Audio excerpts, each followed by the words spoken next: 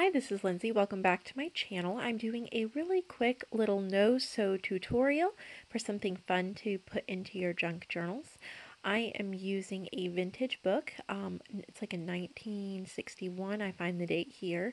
It's a guide to perennials. I picked it up for $1.50 at a local used bookstore. And I just love all of the beautiful flowers in it, and I'm just choosing a page, and I'm going to use this for the focal point of a journal card. So instead of using coffee dyed paper, I have this copper, it's like a copper copy paper. It's for like writing business letters, like a business letterhead. I got it at Goodwill, and it's just something different, so I decided to back it with that, and I'm going to use a tape runner along the edges instead of sewing or using wet glue or anything like that. This is going to seal the edges, and then if you don't have a sewing machine or you're working, you just want something different, you're working outside of where your sewing machine is, this is a great way to make journal cards. I'm just kind of mat it onto this paper and then rip around two of these edges just for kind of a different effect. I'm leaving two straight edges and two ripped edges.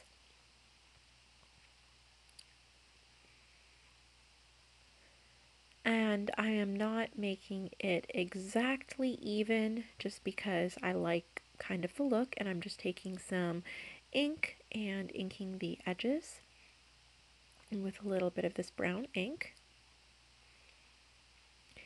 And then I decided I wanted to add a little extra touch, so I decided to take a little piece of fabric, and instead of sewing it, I'm going to just use my tape runner again, and I am going to make a tiny little fabric flip. And it's just really pretty. It adds texture, and when you flip it up, I'm going to make it so that you see the little black and white drawing of the flower underneath it. So I'm just adding some of the adhesive to the top of the fabric and positioning it where I want it. And to kind of finish the look, I have some of these gold like they're not rhinestones, but they're like the adhesive gems or whatever you call them, flat backs. And I just added two of those, and when you flip it up, there's the little flower. It's just super cute. You could also, hide a little picture or something under that and journal on the back. So I'm going to make another one just like it, but this time I'm actually going to cut it even. And once I add enough adhesive so that I know the edges won't come up, I just place it on the paper and trim it out even.